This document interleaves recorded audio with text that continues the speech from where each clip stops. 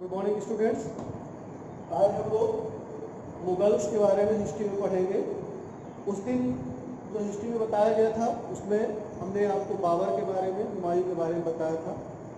बाबर थोड़ा सा एक रिवाइज कर देते हैं। बाबर 1526 से लेकर के 1530 तक गद्दी पर रहा। 1530 के बाद 1530 से लेकर के 1540 मतलब 1530 से 1540 और 1555 1556 तक रहा।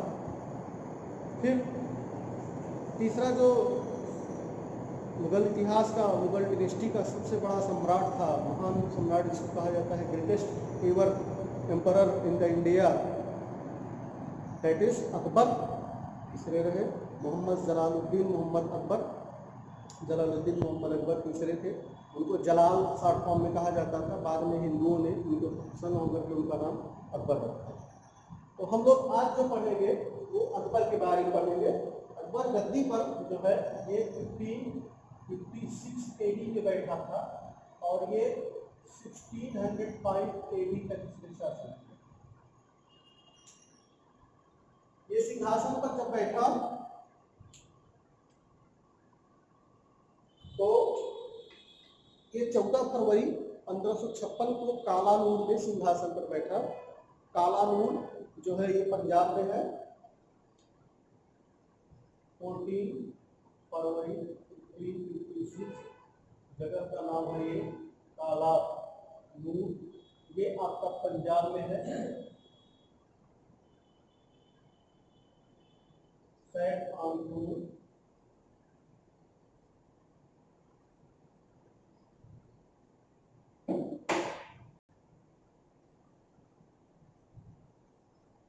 ठीक है। ये पहली जो सबसे महत्वपूर्ण डेट है 14 फरवरी 1556 को ये जो है कालानूर में गद्दी पर बैठा। उसके बाद वहां से बैरम खान इसके संरक्षक थे। बैरम खान के नियंत्रण में ये गद्दी पर बैठा हुआ था। फिर ये सबसे महत्वपूर्ण था, उस वक्त जो है कोई भी सम्राट जब तक दिल्ली कब्जा नहीं करता था तब तक उसका जीत नहीं मानी जाती, क्योंकि दिल्ली उस जमाने में भारत की कैपिटल थी। तो दिल्ली का कब्जा सबसे महत्वपूर्ण होता था। तो उसके बाद जो है ये 1556 में ही सेकेंड बैटल ऑफ पानीपत हुई है। सेकेंड बैटल ऑफ पानीपत ये आपकी 1556 में हुई। ये किसके बीच हुई? ये अकबर और हेमू के बीच में हुई। इसको हेमचंद्र भी कहा जाता था। हेमू को ही हेमचंद्र कहा जाता था। हेमू या हेमचंद्र के बीच में ये बैटल हुई जो आपकी है क्या कहते हैं सेकंड बैटल ऑफ पानीपत 1556 में अकबर और हेमू के बीच हुई।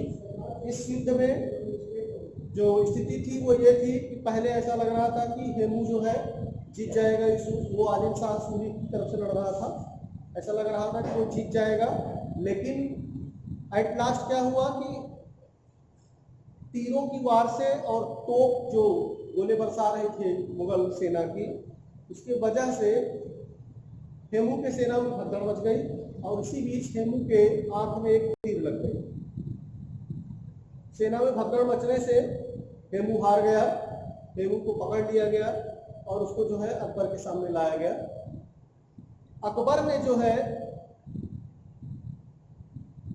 हेमू को क्षमा करने का मन बना लिया था, लेकिन उस वक्त अकबर, चूंकि अकबर का जन्म जो है बर्थ इसकी जो है वो 15 अक्टूबर 1542 से बर्थ जो अकबर की है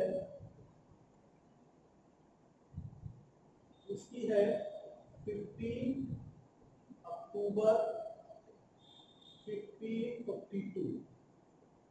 ये इसकी जो बर्थ है अकबर की 15 अक्टूबर 1542। तो ये उस वक्त जो है आपका ये 1556 तक इसकी मात्र अवस्था 14 साल। आप समझ सकते हैं 14 साल का मतलब ये हो गया कि लगभग एक ऐसा बच्चा जो क्लास 8th में हो या 9th में हो, तो आप सोच सकते हैं कि क्या डिसीजन वो ले सकता है।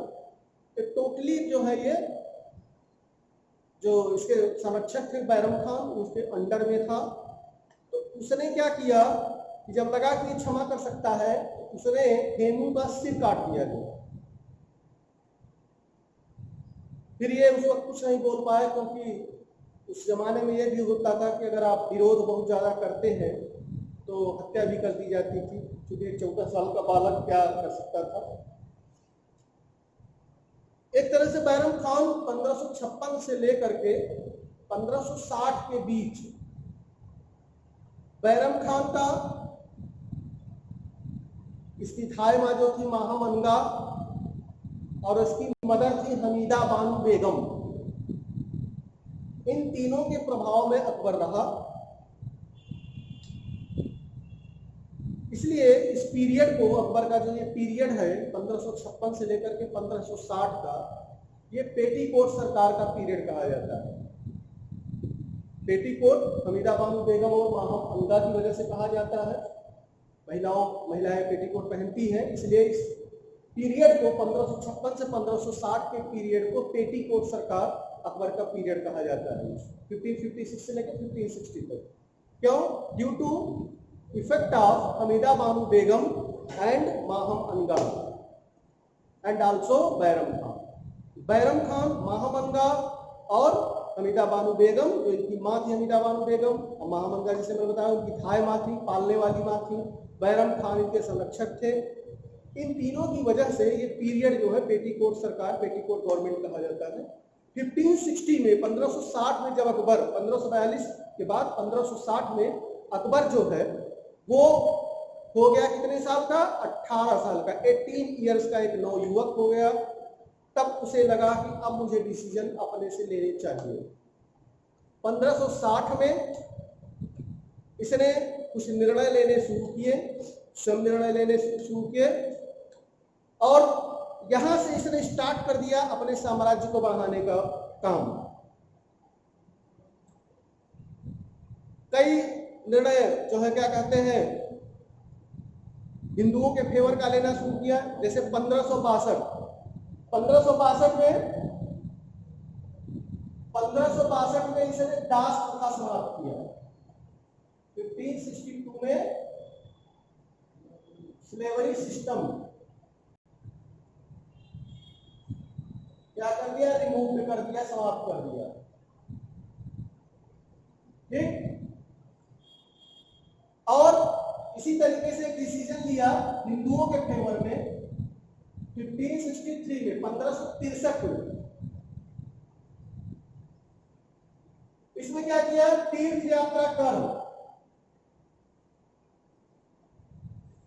तीर्थ यात्रा टैक्स इसने जो है वो भी रिमूव कर दिया, समाप्त कर दिया। क्योंकि उसके पहले 1563 के पहले हिंदू अगर कहीं भी तीर्थ में जाते थे तो बड़े धार्मिक स्थल पर जाने पर उनको क्या देना पड़ता था? टैक्स देना पड़ता था। इसलिए कहा गया है 62 दास तीर्थ है 63, मतलब 1562 में दास प्रथा समाप्त। अब तीर्थ यात्रा कर जो है 1563 में समाप्त। एक डिसीजन और इसने बहुत अच्छा लिया 1564 में। इसमें जजिया टैक्स जो था, इसको भी इसने क्या कर दिया? रिमूव कर दिया। इसने, अकबर ने 63 में तीर्थ यात्रा कर समाप्त कर दिया और 64 में जो है जजिया टैक्स समाप्त कर दिया। ये जब दो डिसीजन लिए तीर्थ यात्रा कर और जजिया कर समाप्त करने का, तो सबसे बड़ा काम क्या हुआ? ये हिंदुओं का चहेता सम्राट बन गया। उसके पहले इसका नाम केवल जलाल कहा जाता था, शॉर्ट फॉर्म में जलालुद्दीन मोहम्मद था। लेकिन जैसे ही जब ये दो टैक्स समाप्त किए, हिंदू इसके ऊपर इतने प्रसन्न हुए, इसका नाम इन्होंने क्या रख दिया? अकबर। तब से अकबर का पूरा नाम था जलालुद्दीन मोहम्मद अकबर। ये दो टैक्स समाप्त करने के कारण हिंदुओं का चहेता सम्राट बन गया, जो इसके पहले हिंदुओं के मन में ये था। बाबर आया था, कहाँ से आया था? समरकंद मतलब मध्य एशिया से आया था। हिंदुओं के दिमाग था कि ये बाहरी हैं, ये मध्य एशियाई हैं, ये तुर्क हैं, ये मुसलमान हैं, इसलिए हिंदू इनके प्रति कोई भी आस्था नहीं रखते थे। लेकिन ये दो टैक्स समाप्त करने से बहुत ज्यादा जो है क्या कहते हैं हिंदुओं प्रचलित हुए। हालांकि बीरबल और टोडरमल ने ये टैक्स समाप्त करने के लिए मना किया था कि जहां पनाह इससे जो है बहुत ज्यादा बोझ बढ़ेगा सियासत पर, रियासत पर जो है, तो ये ना समाप्त करिए। लेकिन उन्होंने कहा नहीं, आखिर मुसलमानों के ऊपर टैक्स नहीं है तो हिंदुओं के ही ऊपर ये टैक्स क्यों लगाया गया है? जानबूझकर लगाया गया है। इसका मतलब क्या हुआ कि सेकुलरिज्म नहीं है, धर्मनिरपेक्षता नहीं है। ये एक ऐसा मुगल सम्राट था जो धर्मनिरपेक्षी सम्राट। उसके बाद इसकी कुछ जीत देख ली, विजय इसने जो प्राप्त की थी, कहाँ जीत हासिल किया था? 1568 में इसने मेवाड़ जीत लिया।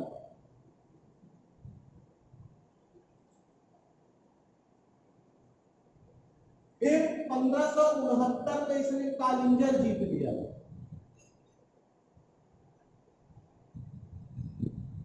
कालिंजर फोर्ट जो उस जमाने का बुंदेलखंड का सबसे जबरदस्त किला था, उस पर जल्दी कोई जीत हासिल नहीं कर पाता था। शेरशाह सूरी ने जीत हासिल करने का प्रयास किया, जीत तो हासिल कर लिया, लेकिन उसी में उसको जान गंवानी पड़ी। इतना बड़ा सम्राट शेरशाह सूरी, जो कि अगर जीवित होता, मात्र 5 साल ही उसने शासन किया था, 1540 से लेकर 1545, 1540 से लेकर 1545 तक। लेकिन फिर भी उसने इतने बड़े काम किए कि शायद वो जिस तरीके से 49 ईयर्स मिला, आप देख रहे हैं 1556 से 1605 तक अकबर ने किया, इतना समय शायद मिला होता किसको? शेरशाह सूरी को, तो इससे भी बड़ा महान सम्राट बनता।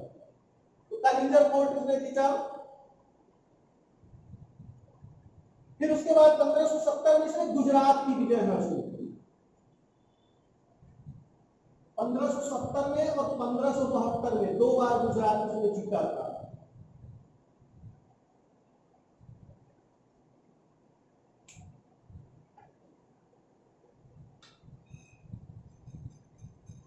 ये इसकी जो है जीत गुजरात की हुई। और इसी तरीके से एक जो युद्ध सबसे महत्वपूर्ण है वो हल्दी घाटी की बैटल है। 1576 में हल्दी घाटी बैटल,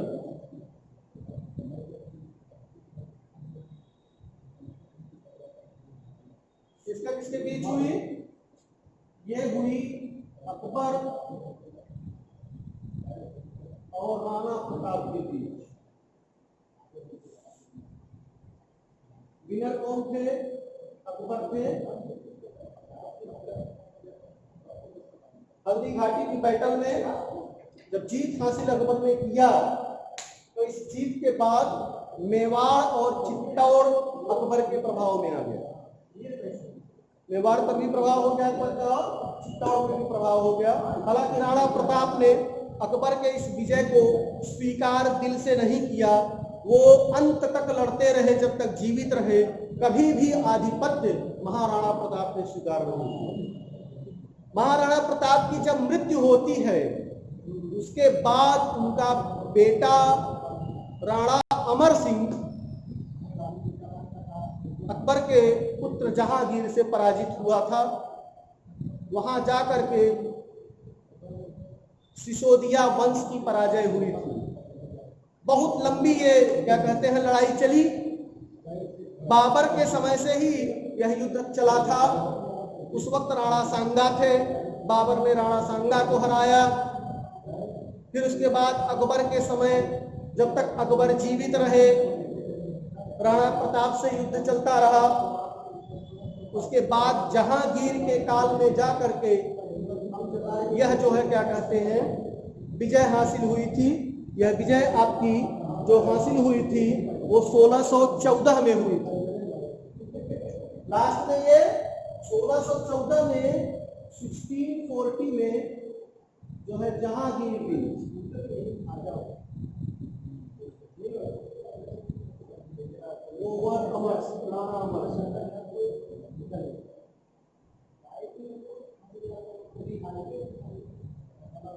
ये जाकर के जीत जो है हल्दी घाटी का जो युद्ध मेवाड़ और चित्तौड़ का था।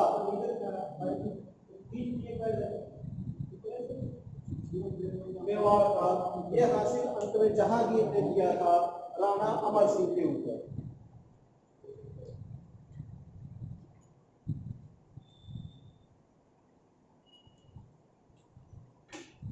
इसके नीचे नहीं दिखाई देती।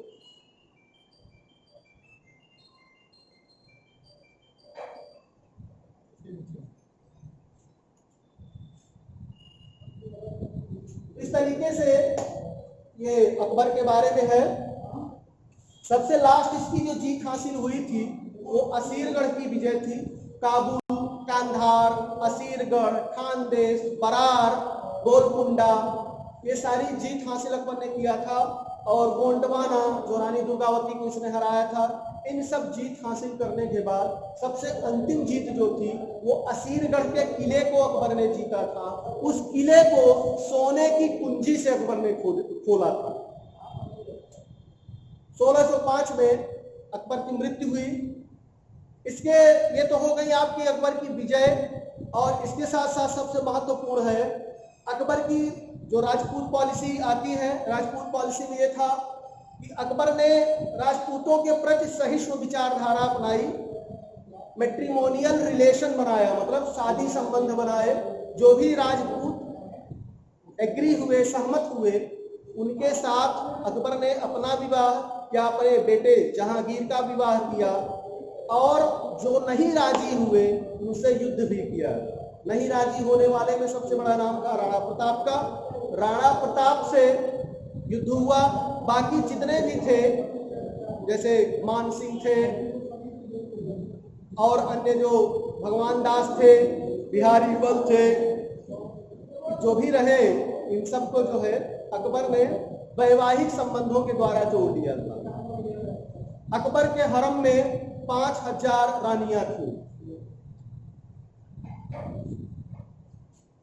इनमें राजपूत राजकुमारियां भी थी, जिनमें सबसे बड़ा नाम था जोधा का, जोधाबाई, जो इनकी सबसे एक तरह से पटरानी जिसको कहा जाता है वो थी। इस तरीके से अकबर की ये विजय है। एक काम अकबर ने और किया था, दीने इलाही धर्म चलाया था। अच्छा, एक चीज मैं भूल गया आपको बताने के लिए, 1583 में ये क्या कहते हैं, इलाहाबाद का जो किला है,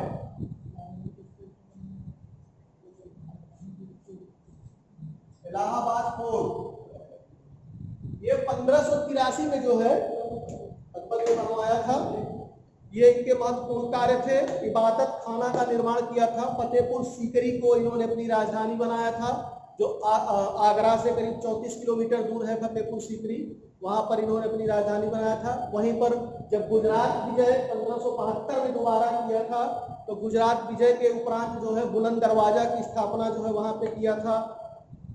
पंचमहल बनवाया था, बीरबल का महल बनवाया था, जोधाबाई का महल बनवाया था। इस तरीके से किया था। इबादत खाना बनवाया था। जो इबादत खाना बनवाया था उसमें हर धर्म के लोग जाते थे। हिंदू धर्म के भी जो मुख्य पुजारी थे वो जाते थे, मुस्लिम धर्म वाले तो जाते ही थे, मुस्लिम धर्म उच्चम अकबर थे। इसके अलावा जो है क्या कहते हैं, उस जमाने के ईसाई धर्म के लोग जाते थे, पारसी धर्म के लोग जाते थे, यहूदी धर्म के लोग जाते थे, बौद्ध धर्म के लोग जाते थे, जैन धर्म के लोग जाते थे। कुल मिला के भारत में जो 8 धर्म है, हिंदू, मुस्लिम, सिख, ईसाई, यहूदी, पारसी, बौद्ध, जैन, ये 8 धर्मों के जो मुख्य पुजारी हुआ करते थे अकबर के इबादत खाना में जाते थे। और इबादत खाना का सिस्टम ये था कि सब एक सर्कल बना करके बैठते थे, डिस्कशन चलता था।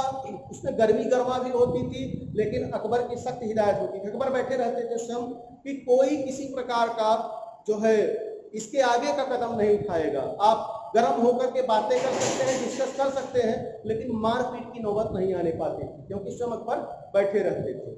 दीने इलाही धर्म चलाया, जो बड़ा ही प्रसिद्ध धर्म हुआ। उसमें जो है सूर्य को नमस्कार किया जाता था, अग्नि को पवित्र माना जाता था, और किसी को विवश नहीं किया अकबर ने कि आप इस धर्म को ग्रहण कीजिए। एकमात्र ग्रहण करने वाले व्यक्ति थे बीरबल, जिन्होंने दीने इलाही धर्म ग्रहण किया। ये महान सम्राट, इसके काल में बहुत से कवि भी हिंदी के हुए, जैसे गोस्वामी तुलसीदास थे, जिन्होंने जो है आपका क्या कहते हैं रामचरितमानस लिखा है। इतिहास प्रसिद्ध रचना है। इसी समय सूरदास, कबीरदास, ये सब भी हुए, बहुत बड़े बड़े कवि हुए जो क्या कहते हैं इतिहास में अमर हो गए। तो ये बड़ा ही एक तरह से स्वर्णिम काल था। अगर हम पूरे मुस्लिम इतिहास को उठा करके देख लें, 1192 से शुरू होता है, 1857 में जाकर के समाप्त होता है। इस पूरे दौरान जो सबसे महत्वपूर्ण शासक रहे वो महान सम्राट, मुगल सम्राट अकबर।